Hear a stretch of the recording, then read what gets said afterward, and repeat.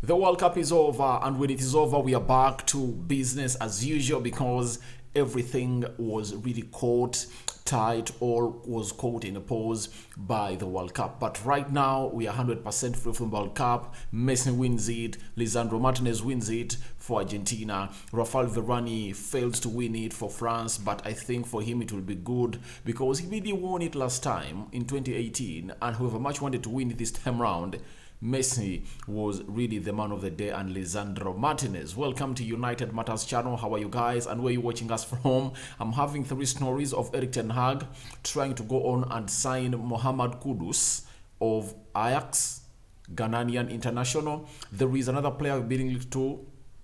Sorry, not another player. It's Wan Bissaka. A story coming in from Samuel Lucas. They told him to leave the club by the end of last season, a story that I don't really go ahead and recon with, because if at all he was really told to leave, why didn't they buy Erik ten Hag a right back? Yet Sagino Dest was available to get on loan and then pay later in the next summer of 2023. Then there is Andy Martin enlightening about the players that Erik ten Hag wants to bring at the club known as Manchester United. Welcome to United Matters channel. Rokan David is my name.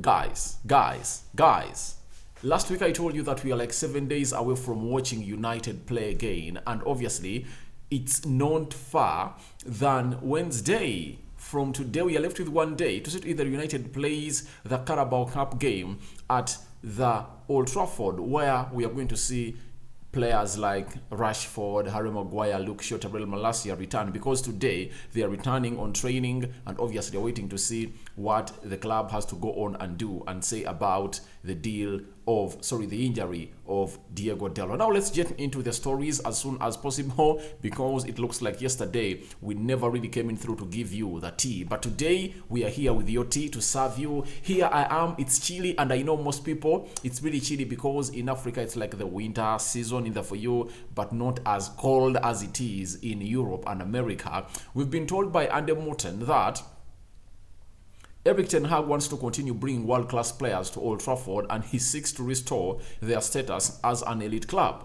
Obviously, when you talk about bringing world-class players and top class, because many players are top class, but what makes you world class is consistency.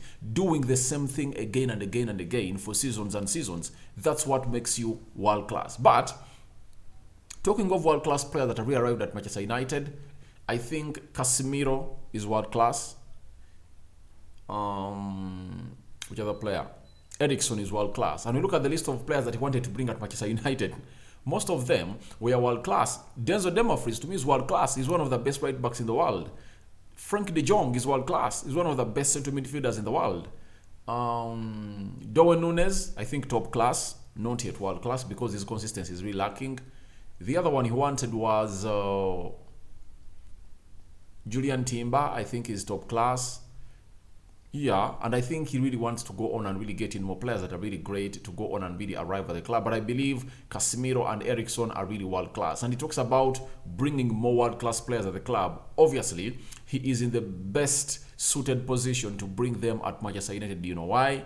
United is having an attractive manager for the very first time in the years I've seen them, ever since Alex Ferguson left. Remember, when Ferguson was here, we would go on and get in all players that we wanted. And he was attractive because a player was 100% sure that he's coming to United to go on and win. We would win these battles. We would win these battles of bringing players. But the revolution came in through when Abramovich came in and became the owner of Chelsea, and money started to exchange hands in huge quantities. So United felt like, oh, we couldn't go on and compete. But that didn't stop us from bringing players like Van Persie, Dimitar Berbatov, Michael Carrick, Nani, and very many other good players at the club, because that was really meant to be made by the manager. And the manager is so much important about the project. That's it. But right now, Erik ten Hag is really having a very convincing tongue.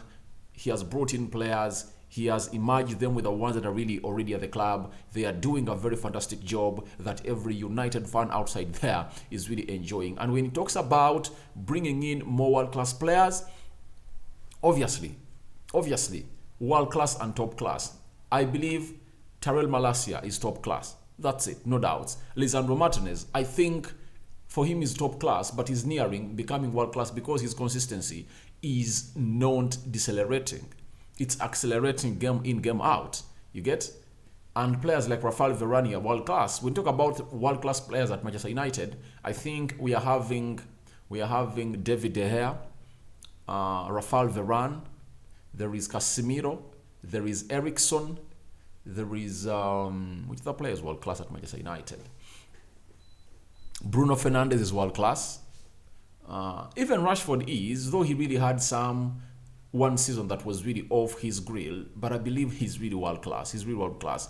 Even Anthony Martial is world class because if he keeps that consistency, then he can easily get into that galaxy of world class players, according to me. So I believe Erik ten Hag is right to go on and really think like that, and that's what has been brought us by Andy Motte. Now, let's go to a story brought to us by Luke Edwards. He's a northern football writer for the Daily Telegraph, BBC's football daily podcast. Obviously, has told us that another player on the United shortlist is Ajax Ghanaian international Mohammed Kudus, who has worked with Ten Hag before.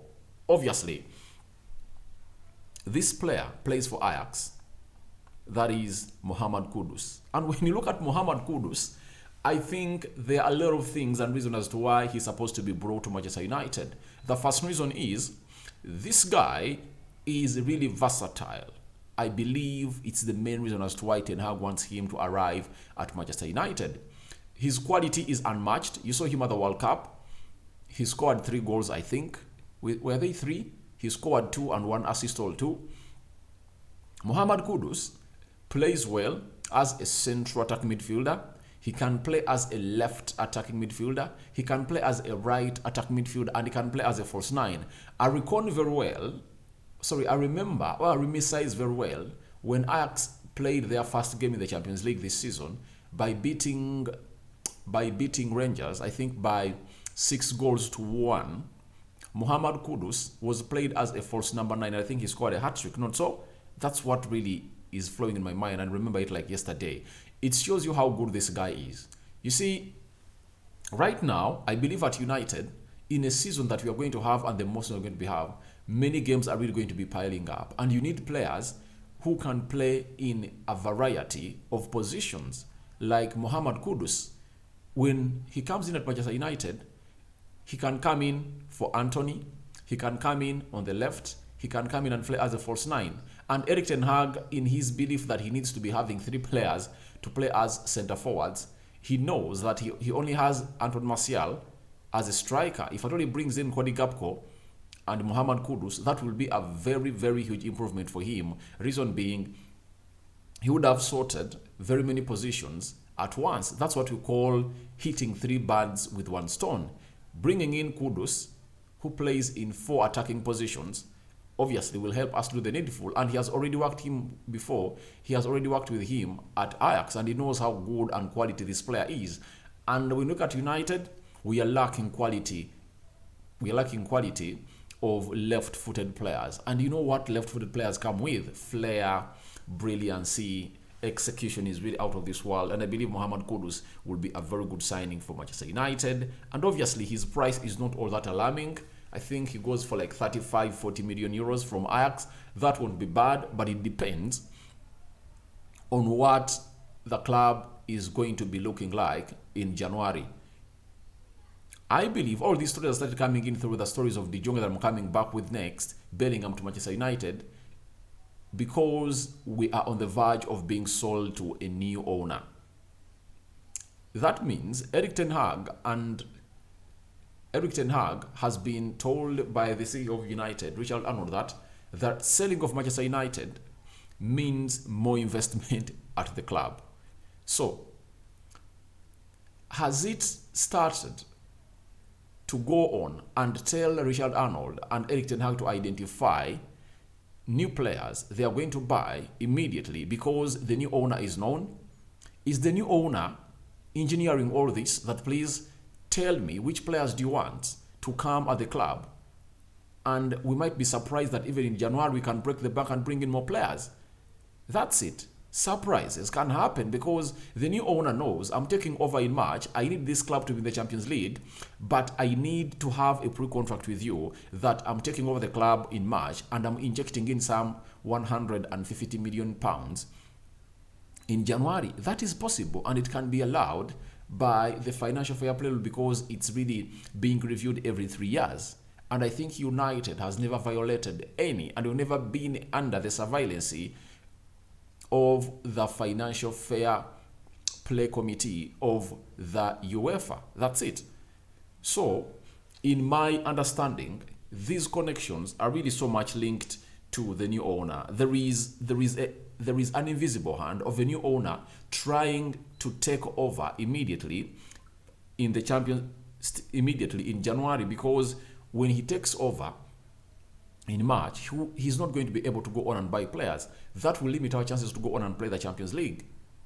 You get? But if at all we come in through, and if at all he comes in through and injects in money in January and gets Eric Ten Hag like 3 players, a right back, a centre forward, and maybe another forward, another central midfielder, that will put us in better position to compete for the 4th position to go in the Champions League. And the owner would like to come in and take over United when you're playing in the biggest club tournament, that is the Champions League. And obviously, I expect that to happen. And if at all Mohammed Kudus is on the list, I would go on and say, yeah, I love Mohammed Kudus because of what he comes with on the field of play. Now, there is this story that has really sent me in dilemma. I'm between a hard place and a rock, because Samuel Lucas is telling us that United informed Wan Bissaka he was free to leave before the end of the summer, before the end of last season. Last season is when Ralf Rangnick was here. You get? If they really told him that he's supposed to leave, he was free to leave the club before the end of last season, why did they not allow him to go on and do the needful and leave? Because Ten Hag said, I don't want this player. And John Mata, the football director of Manchester United, came in through and told Erik Ten Hag he has to work with Wan Bissaka. Yet there was a player, Serginho Dest, that formerly worked with Erik Ten Hag at Ajax, that Ten Hag wanted to come at Manchester United. And we never needed to go on and pay a penny for this guy until the summer of 2023. They wanted to go on, loan him with an option to buy. Very easy deal there to be done. Ten Hag had spoken to Serginho Dest, but the board said, no, you're going to work with Wan Bissaka. He told them, I don't want Wan Bissaka. And even when he was fully fit, he played with Terrell Malacia as an inverted right back. He doesn't want him, but the board was forcing Wan Bissaka on the manager. You get? But on the other hand, you might look in through and ask yourself, is there a possibility that the weekly wage of Wan Bissaka that he earns at Manchester United, close to 100 grand a week, failed his move from Manchester United to another club? The possibility is yes, because the player will say, all right, let me hang a little bit in here and I earn £400,000 a month. That is close to £5 million a year. That's what he's earning at Manchester United. So he says, all right, let me kill off 1 year because I'm not going to compete. Sorry, I'm not in contention to go to the World Cup for the England national team as a right back. I'm not in contention. Then why not kill off 1 year? And secondly, even Wan Bissaka would have said, no, you don't want to leave. Let me try to convince the manager and stay, to see to it that he really finds a position in the team, because he doesn't want to leave Manchester United. But obviously, the manager told him, you are nowhere near good. You are nowhere near good at my club. You aren't among the choices of people that I can really come in through and I say, all right, you are here to go on and leave. So I believe there is a contradiction in these statements, because Ten Hag showed them immediately, I don't want this player. Then they told him, you have to keep him. You get? But good enough, there is a story coming in from Samuel Lucas that West Ham are interested in signing United Wan Bissaka on loan in the January transfer window. I believe it's better we let him off. We let him off on a loan with an option to buy. And even if he doesn't go on a loan with an option to buy, when the loan is just plain, I think it's better for him to go on and play there, such that in the summer we can get suitors. Even West Ham can go in and cash in for him. If at all he goes in and has a very good season at West Ham, I believe he can go in there, performs very well. After performing very well, West Ham can even give United £30 million. That is possible. That is possible. Reason being, you remember when Jesse Lingard left United and went to West Ham on loan? He had a very fantastic season. I think he scored close to 10 goals or 10, 12 goals a season for West Ham. And if at all United wanted to get money out of Lingard, that was the best time, because returning him at Old Trafford called for him to accomplish his 1 year that was left with. And Solskjaer couldn't really utilize him because he had a lot of players to play and field in his team. So that really caused a lot of mayhem at Manchester United, and obviously he ended leaving United in a free. But if at all they had cashed in and gotten in some £20 million or 30 from West Ham, that would have acted like a charm for United. That money would have been needed, and it shows you the poor management we had under a man known as Ole Gunnar Solskjaer. So guys, thank you very much for watching in through. Tell me what you think about Ten Hag interested in signing Mohammed Kudus, and he is promising us to bring world-class players at Manchester United. Then what do you think about Aaron Wan Bissaka's situation? Rokan David is my name. A sign out for now. See you later. First video of the day. More are coming. More are coming. And obviously, don't forget to subscribe to this channel. That will enable you get you in the know each and every time I upload a video onto this channel. A sign out for now. See you later. I hand you over to the Almighty Lord to protect you abundantly. I'm out.